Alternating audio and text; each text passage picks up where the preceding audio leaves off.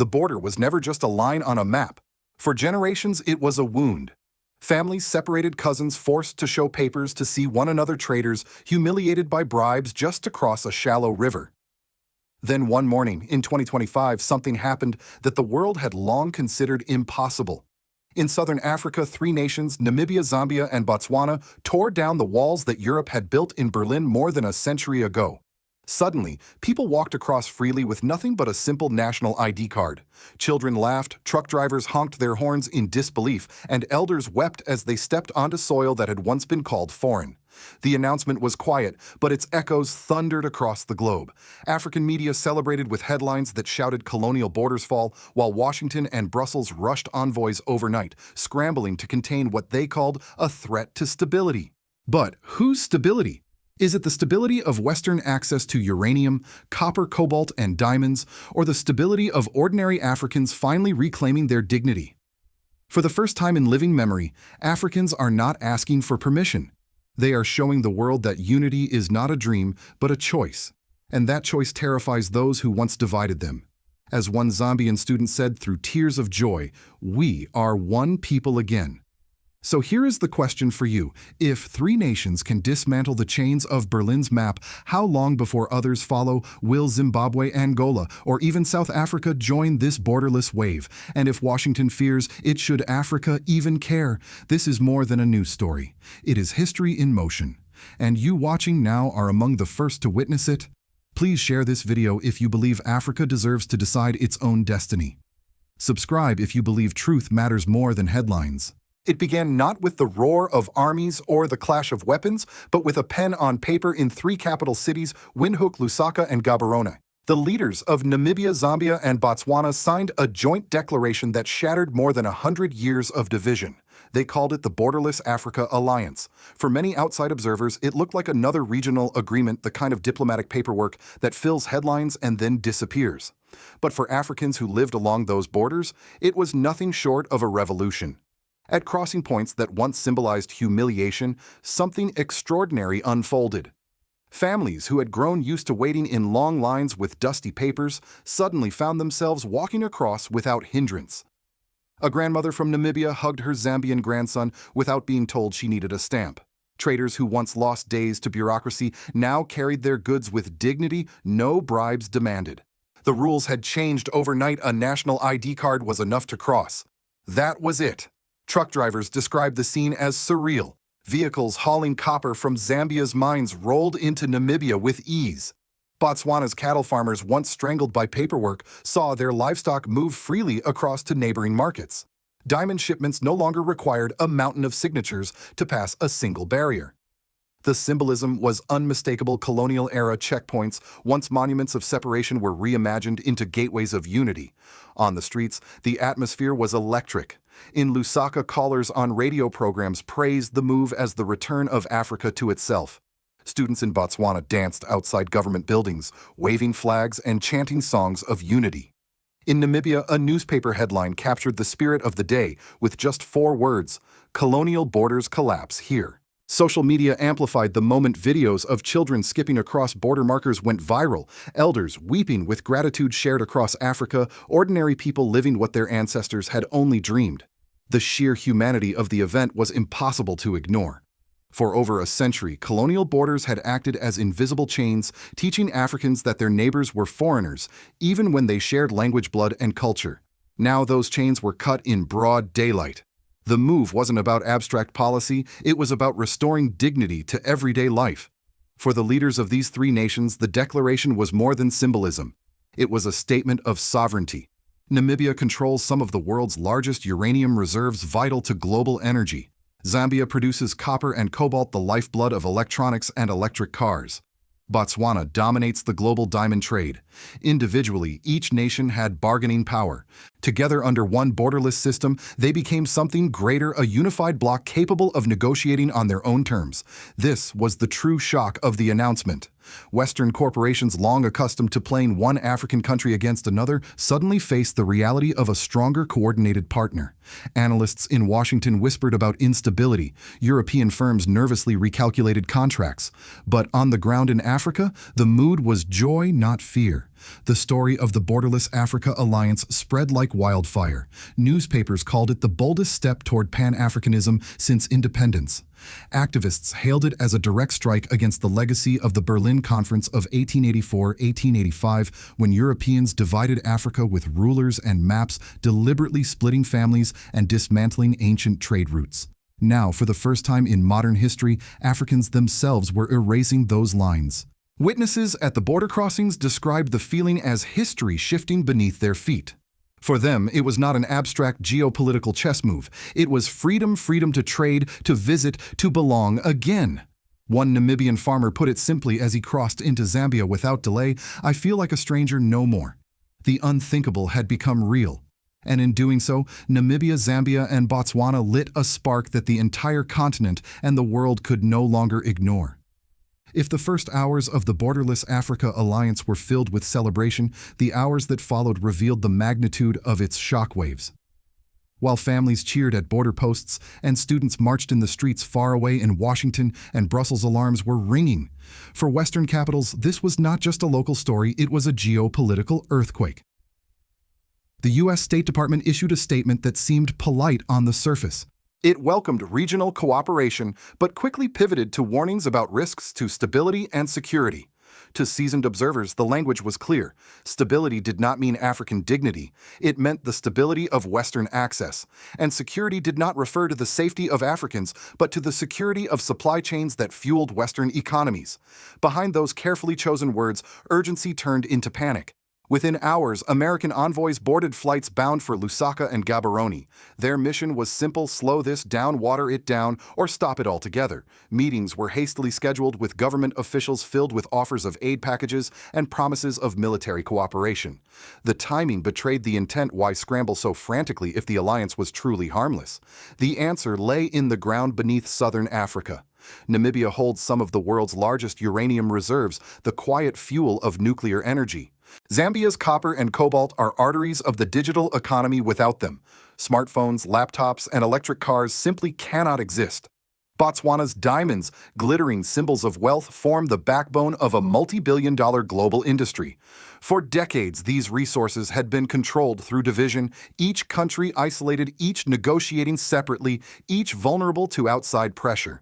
But now, with borders down and systems aligned, the calculus had changed overnight. Three nations acting together could wield bargaining power that no Western corporation or government had prepared for. They could demand fairer prices, choose trading partners outside the Western orbit, even reshape entire markets. This was the real threat. Washington feared the end of divide and rule. In Europe, the tremors were just as sharp. Mining companies recalculated contracts, uncertain whether the terms they once dictated could survive under a borderless bloc. Financial markets, usually indifferent to African politics, showed signs of unease. Investors speculated nervously about the flow of uranium, copper, and diamonds, wondering if the world's largest producers might finally begin playing by their own rules. Yet, while boardrooms in New York and London quivered, Africa itself was alive with hope. Talk radio hosts in Zambia reminded listeners that colonial borders had always been a weapon, not a shield. Namibian academics framed the alliance as the undoing of Berlin's betrayal.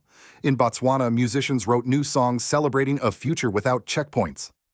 Across the continent, young people shared videos of border crossings with captions like, "This is the Africa we dreamed of." It was in this contrast, the joy of ordinary Africans against the panic of Western powers, that the true climax emerged. The alliance was no longer just a treaty. It was a mirror reflecting two worlds, one clinging to the chains of extraction, the other breaking free. Even among Western analysts, honesty slipped through. One U.S. official admitted privately to a journalist, "If this spreads to Zimbabwe or Angola, our leverage in southern Africa collapses."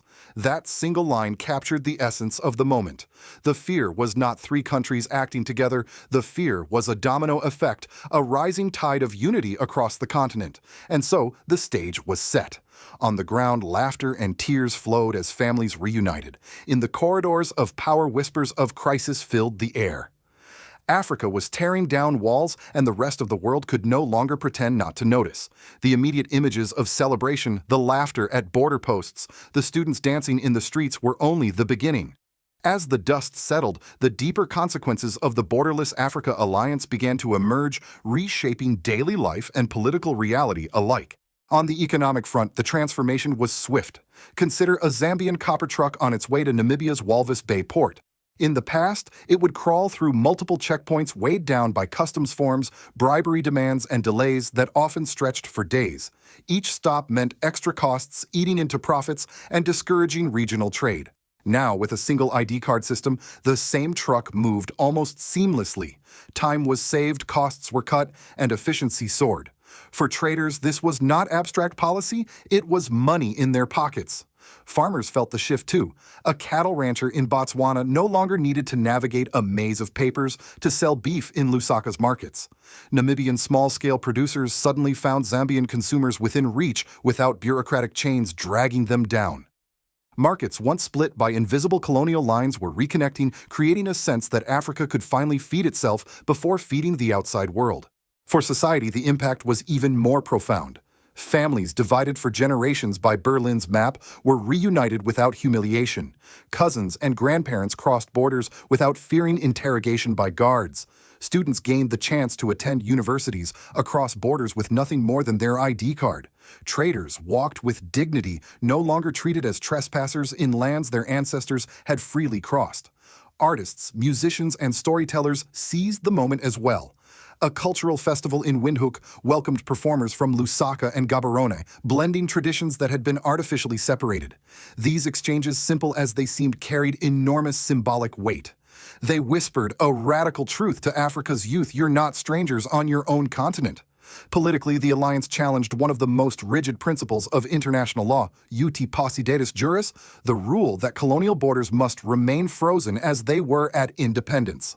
For decades, Western powers insisted that redrawing these lines would lead to chaos. Yet here were three nations proving that tearing them down could bring stability, not disorder. By acting together, Namibia, Zambia, and Botswana showed that African unity did not need to wait for speeches in Addis Ababa or declarations at the African Union. It could begin with bold action on the ground. That boldness carried a message. It told the world that Africans were no longer content to live inside the cages drawn in Berlin in 1884. It told other African leaders that change was possible, that sovereignty could be exercised not by clinging to colonial maps, but by discarding them. And it told Western powers that their greatest weapon division was losing its edge. Yet, amid the celebrations, new questions arose. Could this experiment survive pressure from outside? Would more nations join, or would they hesitate under threats of lost aid and diplomatic scolding? The answers remained uncertain. But one thing was clear: the alliance had shifted the conversation. No longer was open African movement a fantasy. It was now a living, breathing reality. For the ordinary citizen, the change was not measured in diplomatic communiques, but in footsteps, free, unburdened footsteps across borders once marked by barbed wire and suspicion. For governments, it was measured in bargaining power, in the knowledge that together they stood taller than they ever could apart. The walls of division had cracked, and with them, the old political order of Africa was beginning to crumble. From Washington to Brussels, the reaction to the Borderless Africa Alliance was not measured in joy, but in anxiety. While Africans crossed borders with tears of liberation, Western policymakers read the news as a strategic alarm. In the United States, the concern was immediate and layered. Officials at the State Department spoke of stability, but behind closed doors, they admitted what stability really meant: uninterrupted access to resources.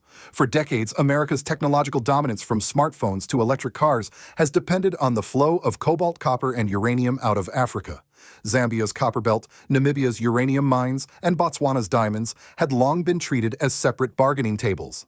Now, those tables had merged into one, and the old strategy of divide and rule no longer worked. Military strategists were unsettled as well. Through AFRICOM and a patchwork of bases, the U.S. has positioned itself as Africa's security guarantor. That narrative depends on fragmentation, each small nation too weak to secure itself. A unified bloc in southern Africa, capable of coordinating trade routes and security, undermined that logic. Why invite American troops if Africans could protect themselves by standing together? For Washington, the fear was not just about minerals, it was about losing relevance. Europe faced its own reckoning. For decades, European corporations thrived on the artificial divisions of Africa, negotiating separately with states kept weak and isolated. French firms dominated uranium contracts, British firms handled diamonds, and German companies pursued copper deals. Suddenly, those contracts looked fragile. In Paris and London, policymakers worried not just about economics but about symbolism. If three nations could erase colonial borders peacefully, what moral authority remained for Europe to lecture Africa on governance or stability? Elsewhere, other powers saw opportunity. China, already a major investor in African infrastructure, welcomed the alliance as a chance to build larger integrated projects, railways, ports, energy grids that served regions instead of single states. Russia, through its partnerships in mining and security, saw a chance to deepen ties outside Western oversight. Even Latin American and Asian nations watched closely, sensing a new era of South-South cooperation. For the global financial markets, the message was sobering. Investors who once dismissed African integration as fantasy were forced to recalculate. Reports warned that resource prices might shift if Africa gained leverage.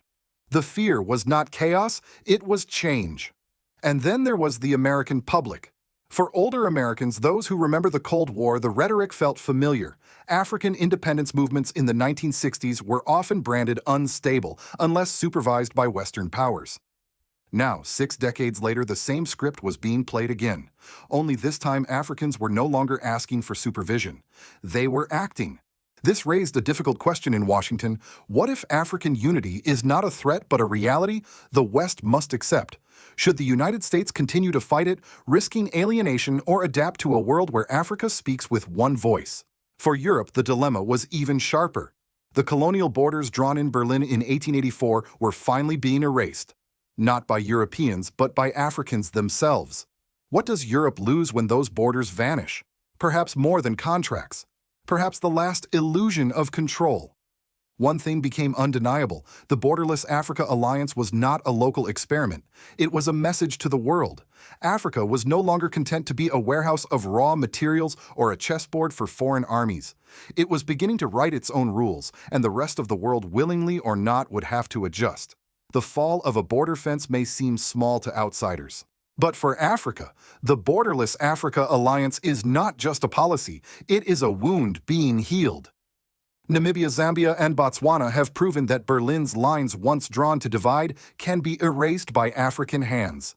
And in doing so, they have lit a fire that no envoy, no aid package, no diplomatic warning can easily extinguish.